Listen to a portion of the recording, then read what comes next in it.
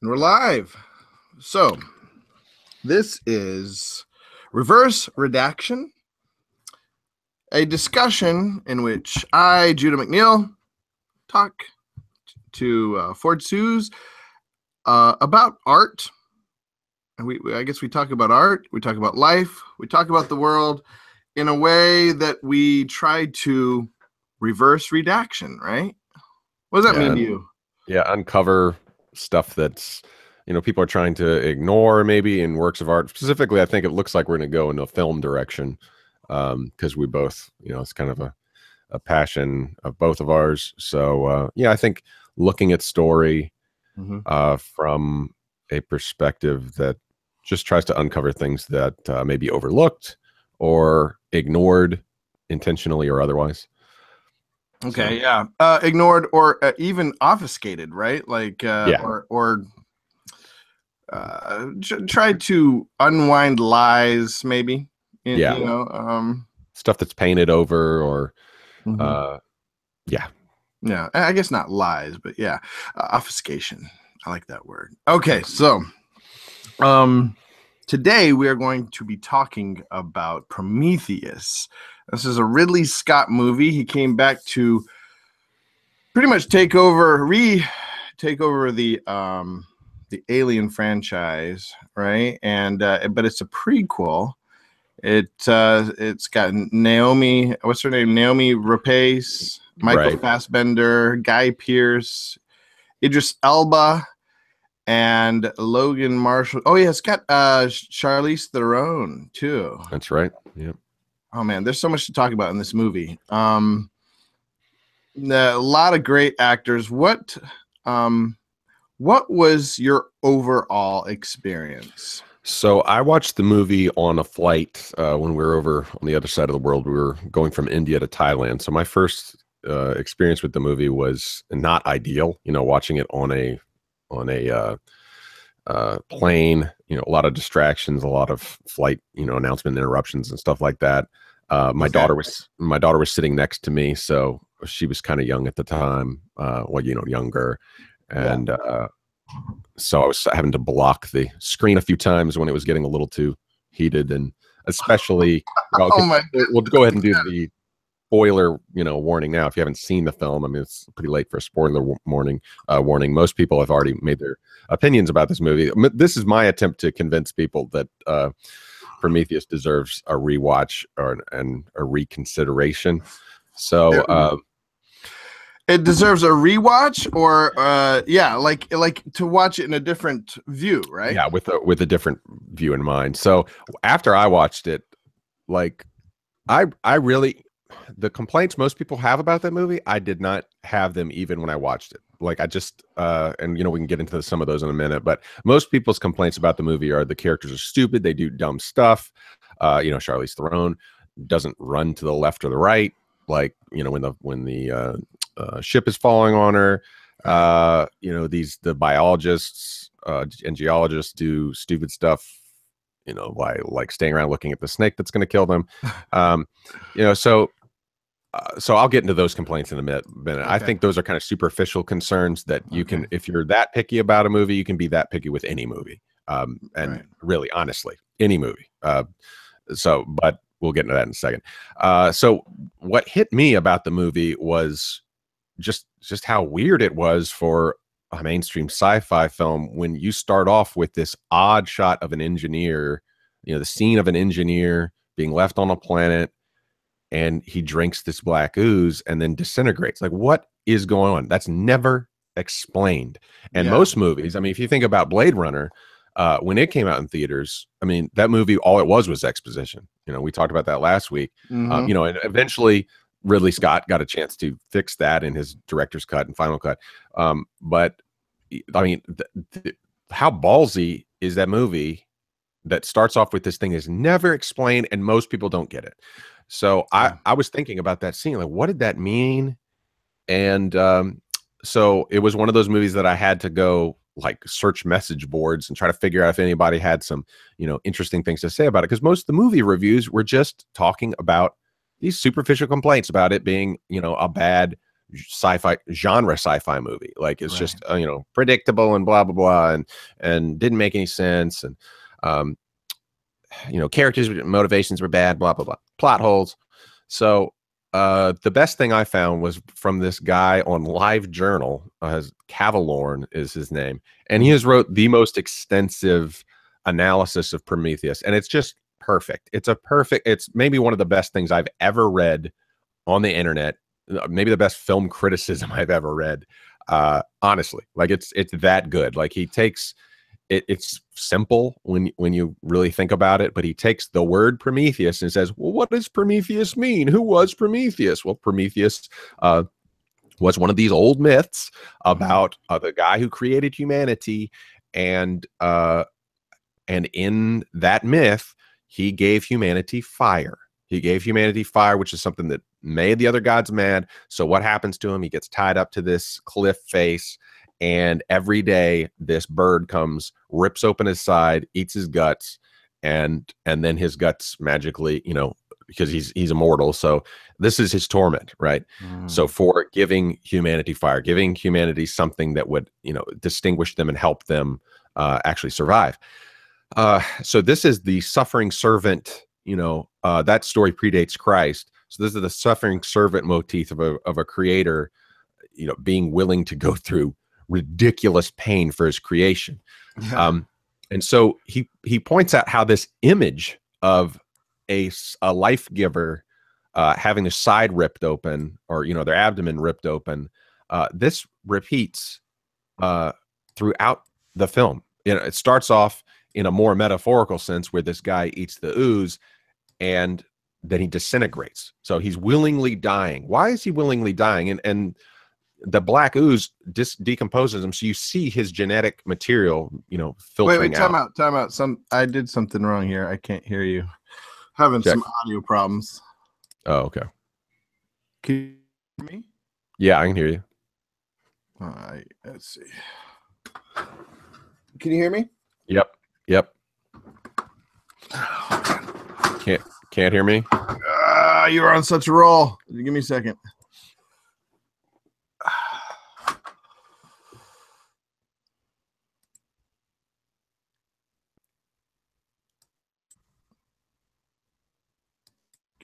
Say something.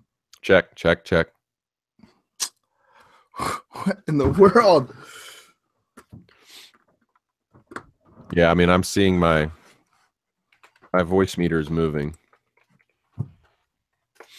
Check. You should see it on your screen. Check. Hello? Okay. Hello. You're back. What the heck? All right. I'm sorry, man. Where were you? I don't know. Do you know where it cut out? You want me to start from the beginning? Last thing I heard was Prometheus and the guts. That's the last I remember. Okay, so I'll just kind of backtrack just a little bit. So Cavalorn, this guy on this LiveJournal post, he points out that Prometheus, the etymology of that name, is about the Greek god who created humankind, gave them fire, and for that the gods were mad at him because it gave him too much. Fire was the gift of the gods, shouldn't have been given to humans. So for providing for weak man, he was sentenced to an eternity of being hung on a cliff face, having a vulture come and rip his side out, eat his guts, and every day his guts would rehab because he's kind of like Wolverine. He's got this immortal regeneration kind of deal. So every day he would have this, relive this torment. And so this kind of, this predates Christ, this motif of a suffering God servant who is like dying over and over for the people. So, that's the name of the movie, Prometheus. Mm-hmm. And so at the beginning of this film, we have this picture. It's, Cavalorn points out that throughout the movie, this idea of a life giver getting their abdomen torn open is referenced. So the first time, it's not really the abdomen, it's actually the whole body. The engineer is at the top of the waterfall, drinks this black ooze, and his body decomposes. And you see his body decomposed down to the subatomic level, down to DNA. You see DNA like filtering out into the water. So Kavallorn is saying that this is evidence that this black ooze is not some evil substance, but is actually, it just reacts with the character of the person that is using it. So you see at the beginning, he takes it, he hesitates before he drinks it. Like, he looks up at the ship. He's kind of like, this is kind of a Christ moment. Like, if it be thy will, let this cup pass from me, kind of thing. Yeah. So this, and later on, Charlize Theron's character says to her dad, says, a king lives, a king dies. That's the natural order of things. Well, here's our king. Like, at the very beginning, this engineer, the way that engineers create life is by dying. So he drinks this, and his genetic material ends up becoming life on some planet. Whether it's Earth or not, we don't know, but that is the way that engineers create life. They have to die in order to create something new.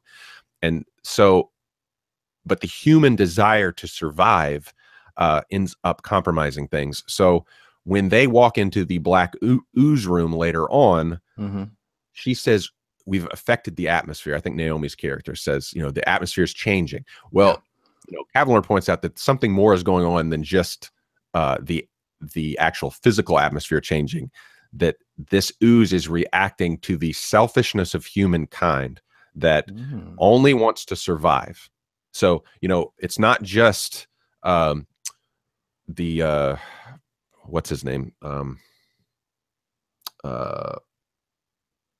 Sorry, I'll have to cut this out.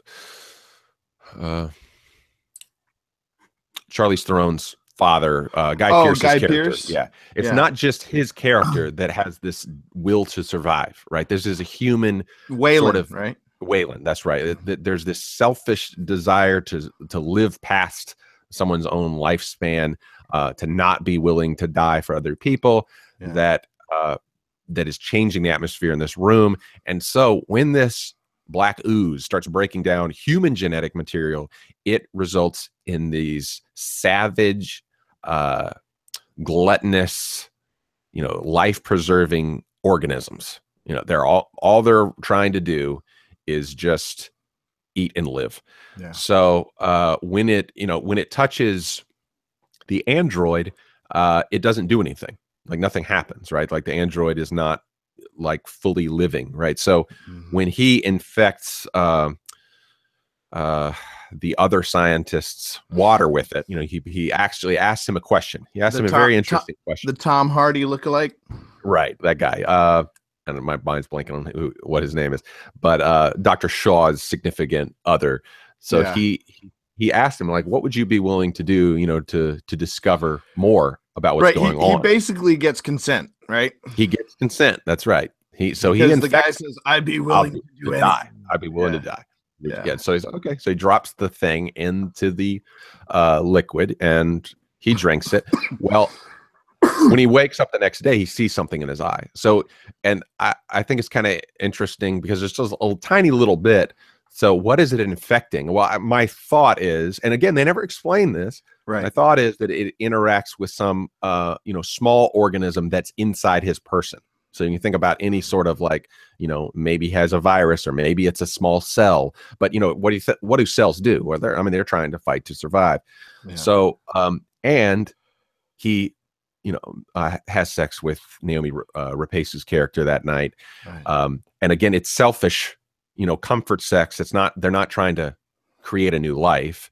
And so what do they end up impregnating? How does she end up getting her impregnated? Well, with this sort of selfish, short-term view of what human life is supposed to be, rather than a dying for other people sort of life.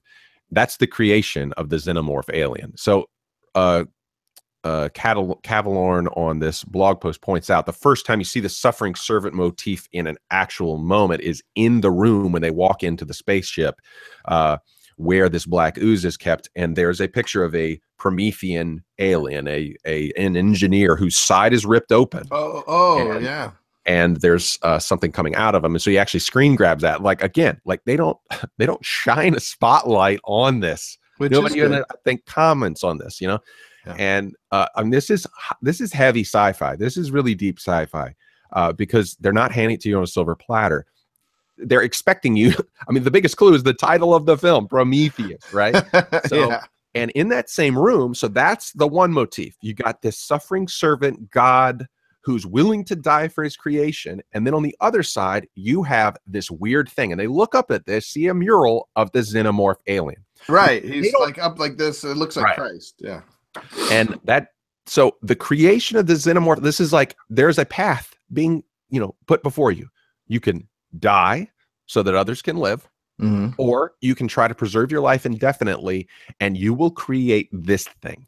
And, the thing that frustrates me about a lot of the complaints about this movie is, again, like, these people are stupid. Why would they do this? Well, because they live in a world in which the Alien movie never existed. Okay. Like this predates Alien. All right. Like they didn't have this, because think about it. Like when Sigourney Weaver encountered the alien, the chest buster scene, that is one of the most famous scenes in all of cinema history, that was a shock to them. Why was it a shock to them? Because they never saw it before. Right. Like they were experiencing that for the first time. Okay. We've experienced that moment. I agree with you, but I mean, it's not like these were, early humans who'd never experienced any kind of like scientific danger. Yeah. No, but if you're a naturalist, you're not a weakling. You're not a coward. A naturalist doesn't go to deepest, darkest Amazon rainforest and cower from every tarantula he sees. He picks the thing up. Okay, and this is the thing that is insane to me about that complaint, because the same thing everyone complains about this movie happens in Alien. They go hunting around the ship for a cat. Like, you're going to save a cat? Yeah. I'm like, oh, what's happening? We saw a chest buster. I mean, they saw a chest buster. Yeah. And then they still go around the ship one real bumpadoo. No, like these are explorers. They're not cowards. And, we expect these explorers to be cowards. I don't understand that. That to me is okay. Well, I kind of understand it, because the difference is in Alien, they set it up as these guys are goofballs, right? They're mostly soldiers. They're not, hipster intelligentsia, right? They set them up as these like just Neanderthals. Whereas Prometheus sets these guys up. They're all supposed to be some sort, the ones that go on to the into the pyramid are supposed to be these high level intelligent scientists, right? They say that, like, or that's, I think that's sort of expected, but they don't show that. They end up being just really hard to connect with idiots. Well, yeah, I think there's a commentary in that, though, because this is the problem. I mean, anybody who's worked in a corporate setting or in a government setting with people that are very high functioning has found the same attitude. And this is why this to me is more of a commentary on us as the audience, not, acknowledging reality. Like, there are CEOs. Okay, think about the CEO of Apple before Steve Jobs came back and took it over. Like, go back and read about that guy. Like, these people get into positions of power and they're idiots. Yeah, like, they're idiots. Sure. We've all dealt with this. Like, whether it's the church or the state or the business, like, you wonder how these people get up through the ranks. These are the highest functioning members of society with high IQs, but they do stupid stuff that's self-defeating, that destroys the company, that, tanks whole bottom lines, that people can look at numbers and just be like, well, I think we should do this other thing. And everyone in the room is like, why? How did this guy get the decision-making capacity?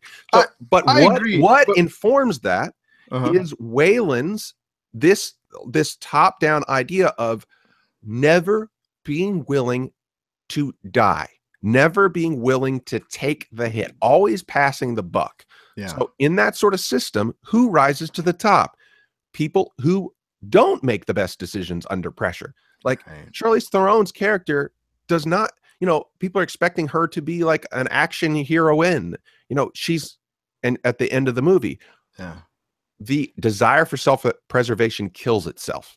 Sin eats itself. And so for me, like, I don't know. I've seen people do some dumb stuff. I've seen myself do some dumb stuff. So this is a commentary on people doing dumb stuff. Like, that's what I think the film is about. And it all stems from this desire for self-preservation at any Right. cost. I wouldn't say, well, dumb stuff maybe, but dumb stuff out of a sense of out of selfishness. Yeah. Right. And Right. I think, just as I think you always come down, as far as our differences, you always come down on the side of a lesson learned, or the story taught, right? The message, the underlying theme. Whereas I tend to come down probably more like, you know, the masses. I tend to come more down on the enjoyability of the action and the story, as much as the experience. And I guess my question to you is, who did you identify? Because this, we talked a little bit about this when we talked about Blade Runner. Is I thought it was interesting what you said. You made some comment about how it sort of, most Hollywood movies want you to feel like the hero, and it kind of turns that on its head. And I feel like this movie kind of does the same thing. And I think you like that. I don't like that. I like to have a character that I identify with, and I want him to win, him or her, mostly him, because I'm him. But I want them to win. Who did you identify with? Naomi Rapace in this movie? Absolutely. I mean, I think she's phenomenal. And I find this movie, I'm surprised like more feminists don't like this movie. You want a strong female character, like she's it. And people complain, oh my gosh, this drives me nuts. People complain like, oh, she had a C-section, she's running around. Well, first of all, when she's running around, she's like been doubling over in pain.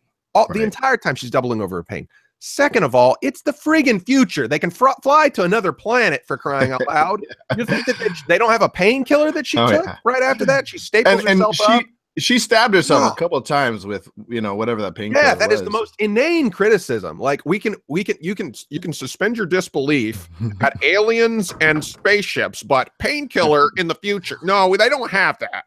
Like that's just lazy criticism right there. Well, okay. Well, I think at the I think it's lazy criticism. I think all that is pretty petty, but I think what people, without knowing it, or maybe with knowing it, but what really bothers me, even as I agree with you, is that the movie tends to rely a lot on the writing for the flow of the action, and a lot of it feels like coincidence, right?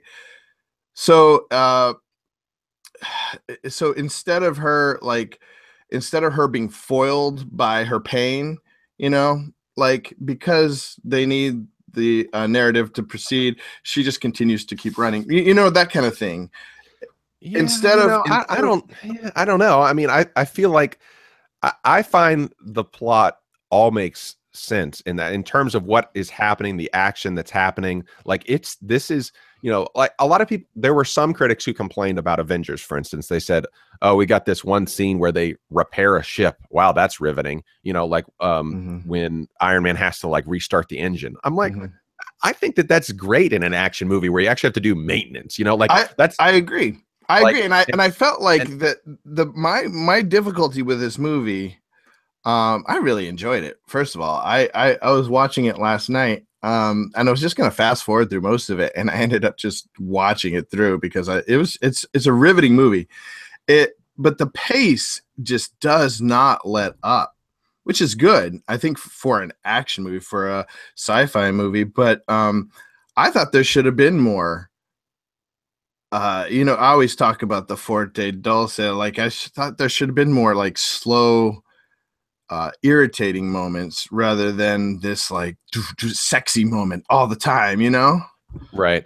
Well, see, yeah, okay. So the reason I brought up Avengers is because some people expected, they want a conventional action scene. So it's like when a movie when a movie does something unconventional, oh well, this is too boring. They're doing maintenance on a ship, or oh, this is unrealistic that they'd all be arguing. Okay, like what?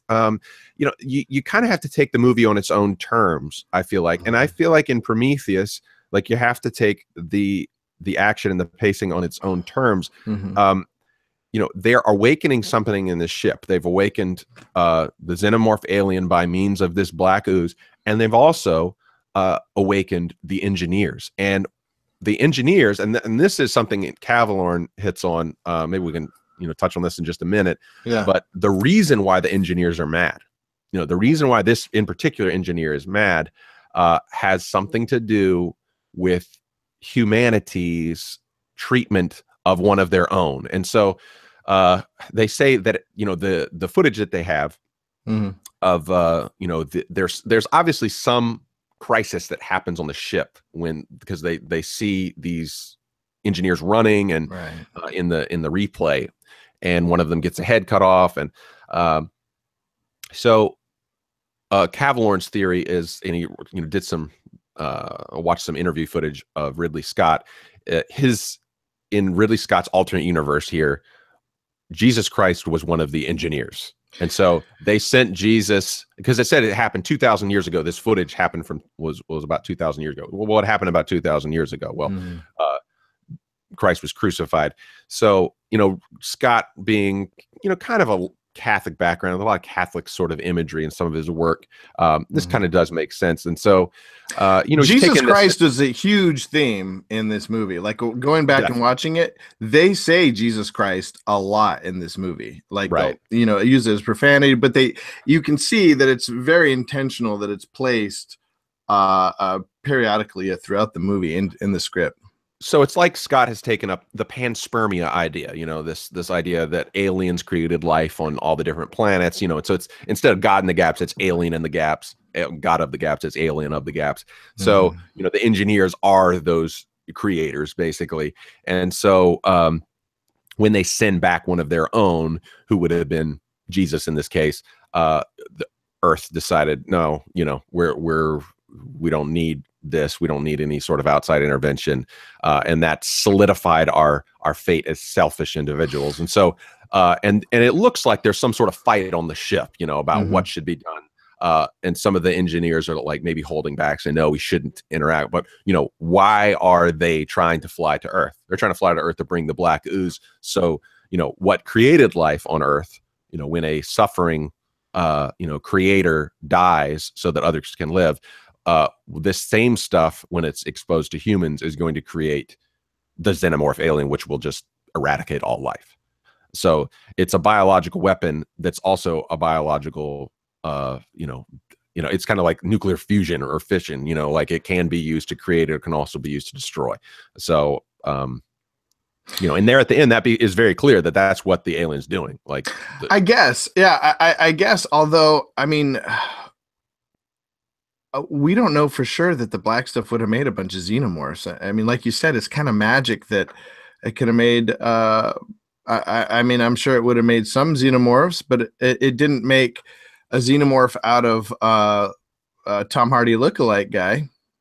Well, but it did turn him. It did start to turn him, and the thing is, it's going to interact with the fundamental principle of a person. So it cuts through the BS. Like if you're not willing, he was willing to give himself, because he was walking towards her at the end again, kind of Christ motif. He's got his arms out, and he's basically begging Charlize Theron just to light him up.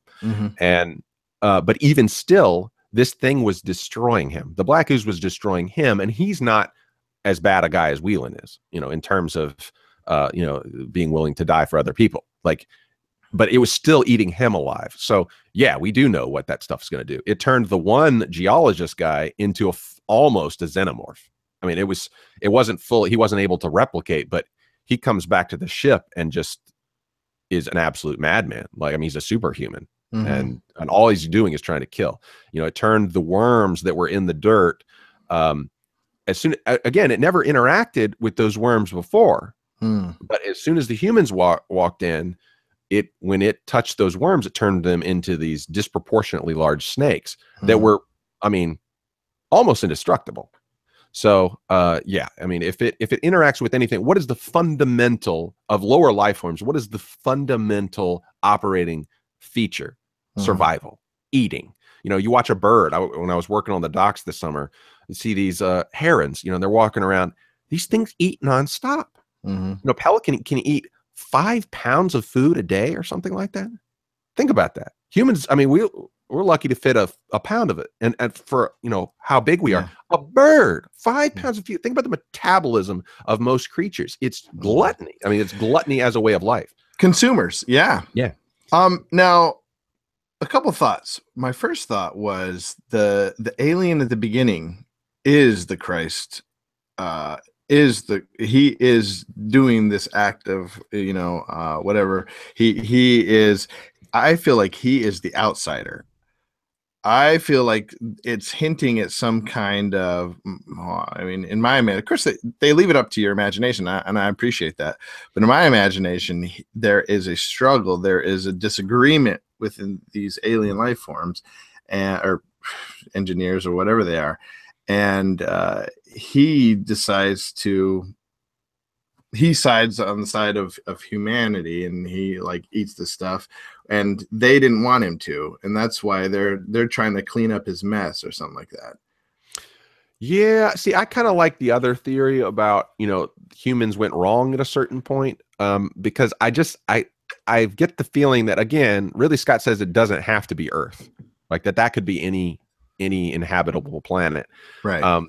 That I just think this is the way that and that's why they call them engineers, because at the, you know, throughout they left these clues of the engineers pointing to the, you know, to a certain star system. So it's basically like, when you get the technological capacity, come visit us, guys. So I mean, that's a pretty kind thing to leave behind. Like they're encouraging their creation to come find them. So something must have changed in the course of you know, the after being created willingly to we're going to destroy you now. Humans must have done something to merit destruction. And so and even if it's not, you know, Christ as the engineer, there's still, I mean, we have ample reason, and I think the movie is showing you this is why humans are going to be eradicated, because they're not willing to die now. And so and then we have the captain, and, you know, maybe the weakest characters there, like those other two guys are really never fleshed out, but, you know, they have this one moment where all three, I mean, another Christ motif, arms out, and I find that moment great. Like that's a Idris Elba like crashes into the alien right ship. That's a true moment of, and, you know, if the engineer had seen that, he would have maybe had well, okay, you know, these guys are they're kind of getting it. I mean, they're willing to die so that others might live. I mean, it's a smaller version of you know, dying so that others can be born, you know. Yeah. Now, let's talk a little bit about Lindelof, because this story was actually, from what I can tell, the story was actually started by Spaeth. It was a story about Christ, I think, originally. Oh, okay. And then Lindelof came in. I think Spaeth left and Lindelof came in. And of course, to me, it's interesting because I think there was a lot of this tension in Lost between people that wanted it to be religious and Lindelof, who was like a diehard atheist. Right. And so anyways, I think he came in and said, yeah, this whole thing about Jesus being a, you know, 6 foot white guy, right, you know, semi see-through white guy, I don't think he's gonna fly. Right. And turned it into more of a look at selfishness, and which I think is the better artistic way to do it, because, like, it, you know, and Ridley Scott apparently even said that you know, it's a little too on the nose to say that, you know, Jesus was an engineer, but right. I think you can get the same kind of idea that, you know, around that time period, humanity made a decision that in further entrenched short-term selfish, you know, design. Right. And, you know, and that can be applied to any time period. Like, we're still dealing with that. I mean, we as humans, as individuals, we as humans, as corporations, or as, you know, countries, or as religions, you know, just making decisions that destroy ourselves in our lust for self-preservation. And so that, for me, just that sentence I just said, that's a perfect example of what happens to the geologist, what happens to the biologist, what happens to Wayland, what happens to Charlize Theron's character. Like, these are selfish people who are willing to throw other people under the bus, you know, let other people die so that they can live. That's human evil in a nutshell. What did you think about the dynamic between Charlize Theron, the captain, Charlize Theron's character and David's character, what's his name? Fassbender's character.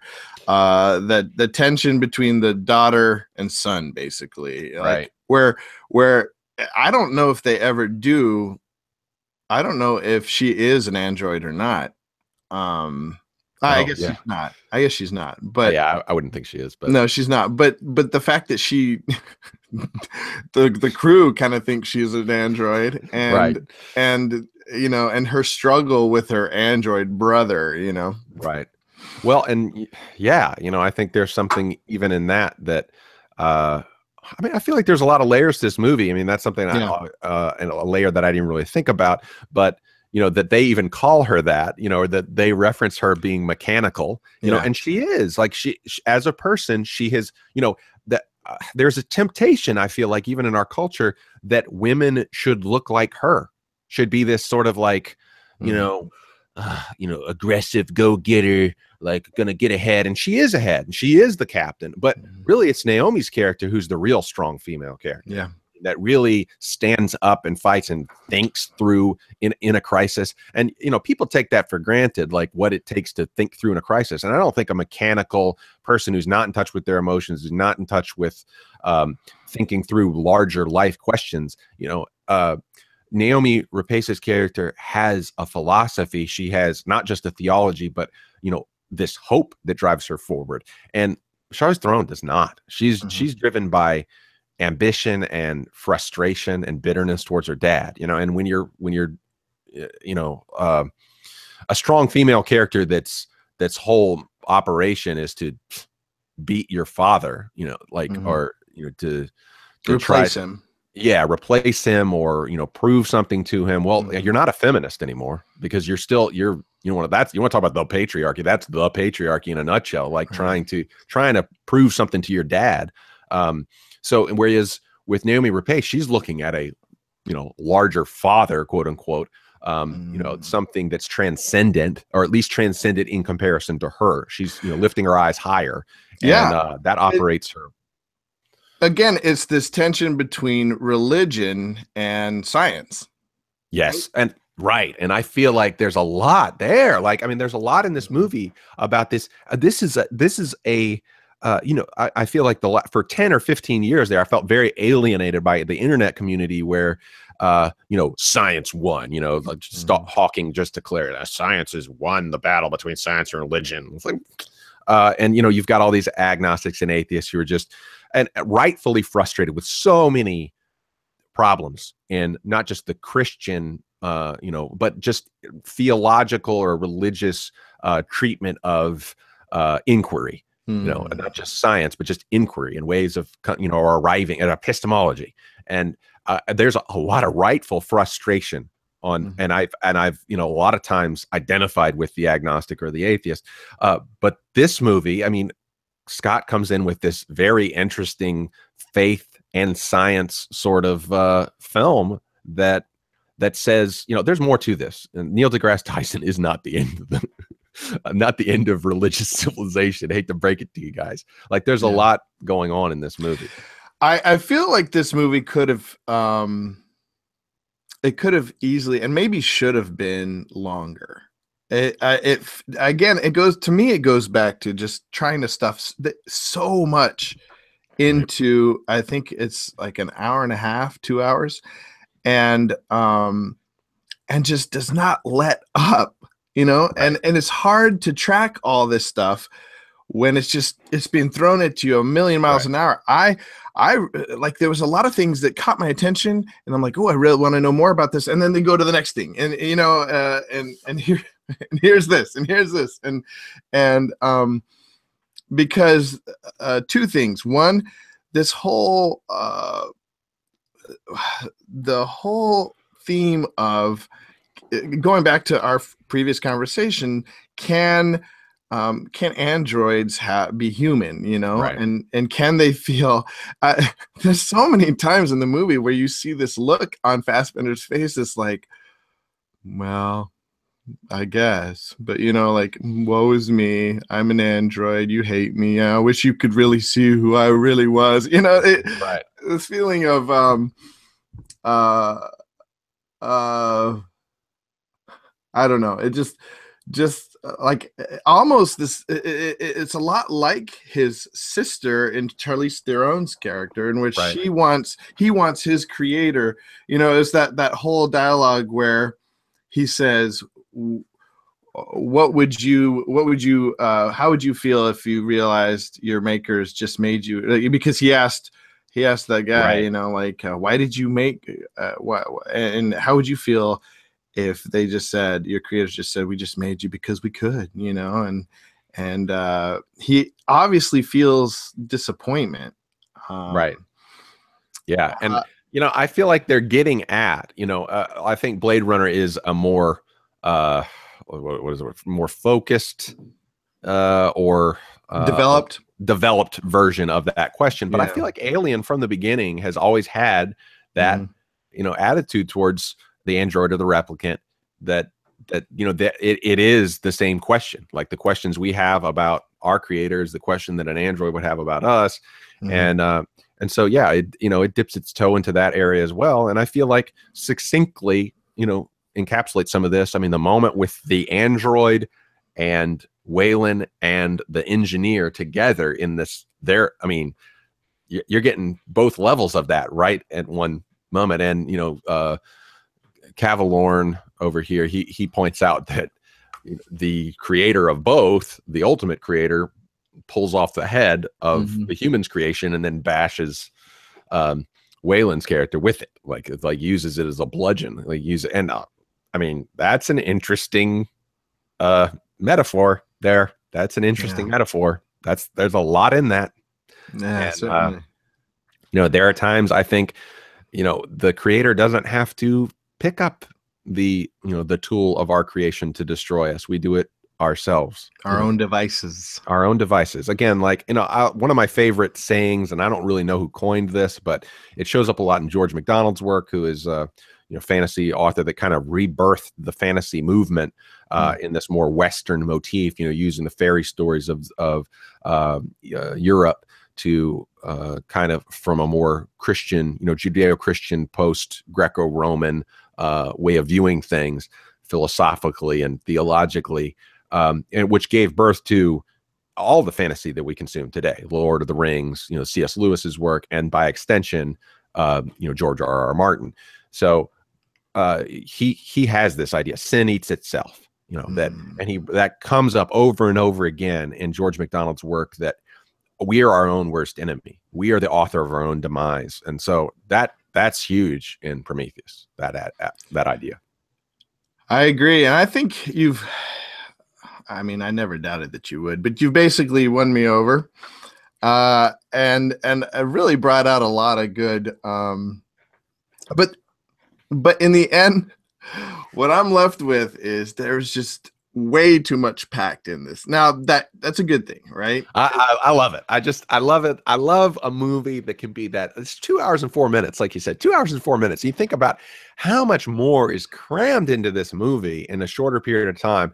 And I prefer this to Blade Runner 2049, where it feels too languid. Like, and I still feel like, you get to the end and it's just, you're still kind of like, I mean, I of course, after last week, as I said, I do like that movie a lot, and I would like to revisit it. But Prometheus wins for me just because it is more compact. And for me, I am willing. The things I'm willing to forgive, the things I'm willing to suspend my disbelief for, is if the idea, like you said, if the moral is something that, when I come back to it and I say, man, I need to change this part of me, and the movie does it for me. I don't want my legacy to be the xenomorph alien. I don't want my kids to turn into this, Wayland sort of, and you just see that attitude pervading capitalism, pervading nationalism, pervading culture, where it's just this self-interested, short-sighted, destroying the future, strip mining attitude, and just keeps coming back. Well, then that's perfect segue into how we're going to end these discussions. How can we flip that and be into a positive statement? What can we be today? What are we called to be today out of this message of selfishness and sin eating itself? Right. I think we're called to be Naomi Rapace's character, who at the end, picks up her cross again, and keeps going. Like she's not stopping. Right. And she doesn't want to go home to comfort. She doesn't, but right. So we just press on towards the goal. We press on to the goal of, illumination, as Sean Connery's character says in Indiana Jones: The Last Crusade. Just that it's the hunt. The real manifest destiny should not be going over and taking over every square inch of earth, and just for economic ends. Like, the real goal should not be becoming Wayland and becoming this, just a corporation that's going to eat all things in its path so that he can have eternal, human life. The real goal should be throwing a life on the line to find illumination, to connect with the transcendent, so she's trying to get answers. And that's what all discovery is. That's what science was supposed to be about. It's not just to, break things down to fundamentals so that we can manipulate the earth just to be, according to our whims. It's about, making a more orderly world on the one hand, but also just keeping our minds open to the possibilities, and so her character is a heroine of the highest order for me. And that the fact that she keeps going at the end, disemboweled and all, it's just, that's a true hero. I love it, man. These are great conversations. I want to continue to. I wish we could keep talking about this. There's so much more to. Not that a lot more, but there's other aspects I want to talk to you about. But alas, I've run out of time, and we'll continue these themes and looking at these things next week. As I think we're going to talk about Thor, right? Maybe. Yeah. Thor. And do you think we can fit Thor and Stranger Things in? Maybe we'll do two. All right. We'll see how it goes. Yeah. Right.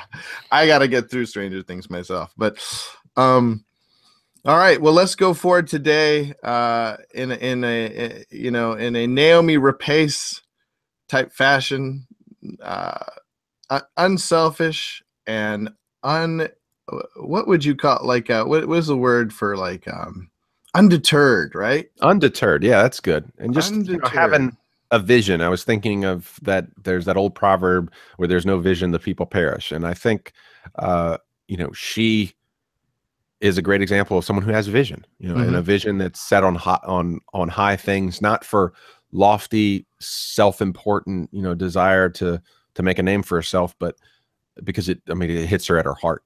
She's doing it from the heart. She has a vision. Excellent. All right.